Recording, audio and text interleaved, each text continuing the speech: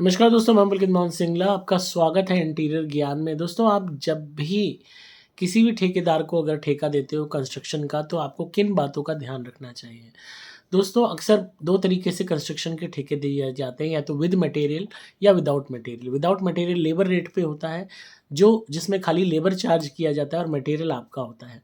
और with material में material भी ठेकेदार का होता है और लेबर भी उसकी होती है। दोनों ही चीज़ों में आपको हमेशा इस बात का ध्यान रखना है कि आप अपना पेपर वर्क बहुत तगड़ा करें। आप उस इंसान को हायर करने से पहले बाकायदा एक एग्रीमेंट करें जो लिखित में हो, और उसमें वो सारी चीज़ें आप मेंशन करें जो आप कराना चाहते हैं।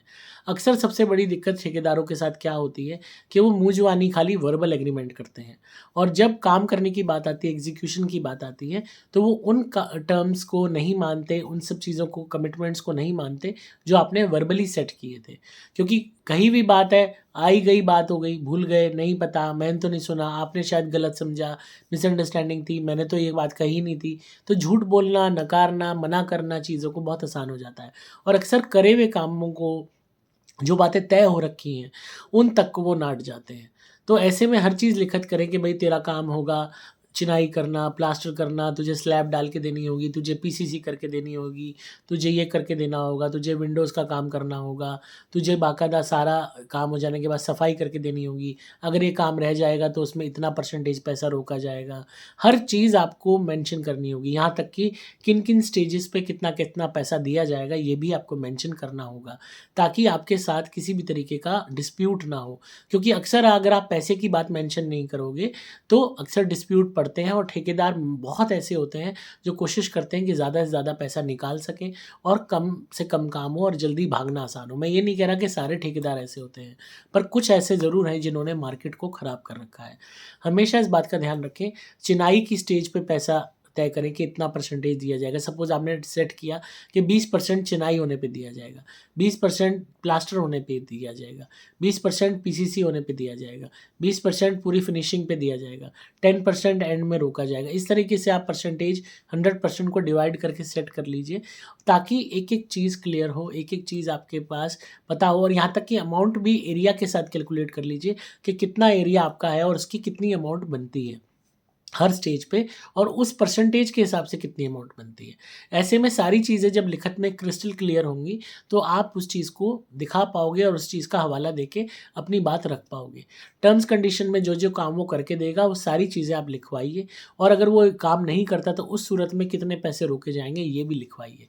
जब आपके पास सब कुछ लिखित में होगा, तो आपके लिए किसी भी तरीके से आप गच्चा नहीं खाओगे, नुकसान में नहीं रहोगे, और आपके लिए सारी चीज़ें बिल्कुल क्लियर होंगी। हमेशा इस बात का ध्यान रखिए कि जो लिखतम को बख्तम की ज़रूरत नहीं, जो लिखत होती है, वो हमेशा काम आती है, हमेशा हेल्प करती है। हमेशा एक प्रेशर बना रहेगा उसके ऊपर कि वो आपको धोखा देके नहीं भाग सकता। अगर वो भागता है, काम अधूरा छोड़ता है, तो आप उन्हीं चीज़ों को दिखा सकते हो कि देखो जी, ये काम इसने नहीं किया जिसका पैसा रोका गया है। अक्सर लिखत जो होती है वो हमेशा हेल्प करती है, हमेशा बचाती है, हमेशा आपको, क्योंकि आपको ये सब चीज़ें रोज़मर्रा की ज़िंदगी में याद रहे ना रहे, जो लिखा होगा वो याद रहेगा। और अपने अलावा अपनी किसी और अन्य फैमिली मेंबर को भी कॉन्फिडेंस में लेके उसको भी ये सब चीज़ें बता के रखें कि ये हमारी डील चल रही है, ये अमाउंट रहती है, ये अमाउंट दे दी गई है। ताकि कभी आप घर पे नहीं हैं, कभी कोई और बात है, तो एटलीस्ट आपके दूसरे फैमिली मेंबर को भी अवेयरनेस हो इस विषय में कि क्या काम हुआ है, क्या नहीं हुआ। और हमेशा साइट को इंस्पेक्ट करते रहिए, देखते रहिए आपका काम कैसा हो रहा है। अक्सर लोग सोचते हैं कि ठेकेदार हायर कर लिया, जाने की क्या ज़रूरत है, ऐसा नहीं है। विद मटेरियल काम में अक्सर लोग ऐसा सोचते हैं, पर ये बेवकूफ़ी है। आपको देखना होगा जाके कि किस तरीके का मटेरियल वो लगा रहा है, क्या वो प्रॉपरली मटेरियल लगा भी रहा है कि नहीं लगा रहा। इन केस आपने लेबर रेट पे भी दिया है काम, तो भी आपको जाना ज़रूरी है, ताकि आप ये देख सकें कि जो उसने बंदे लगाए हैं, वो बंदे एफ़िशिएंट हैं कि नहीं। कहीं उसने अनाड़ी बंदा चिनाई के लिए तो नहीं लगा दिया, कहीं प्लास्टर ख़राब तो नहीं हो रहा, क्या प्लास्टर सूत में हो रहा है कि नहीं, क्या जो पीसीसी हुई है वो उतने लेवल की हुई है कि नहीं।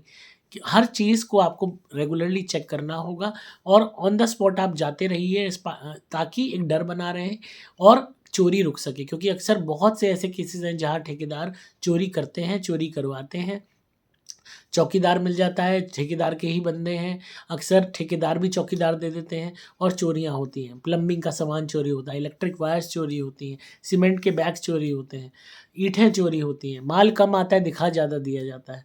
तो अगर आप थोड़ा सा चेक रखेंगे, रेगुलरली हर चीज़ की अपडेट लेंगे, तो बहुत हद तक चोरी से भी बचेंगे। तो थोड़ा सा अगर आप सतर्क रहेंगे तो कंस्ट्रक्शन के मामले में आपको नुकसान नहीं उठाना पड़ेगा। तो आपको वीडियो कैसी लगी ज़रूर बताइए कमेंट्स में, लाइक कीजिए, शेयर कीजिए चैनल को, ताकि आपको इसी तरीके से इंटीरियर ज्ञान मिलता रहे। मैं हूँ आपका दोस्त पुलकित मोहन सिंगला।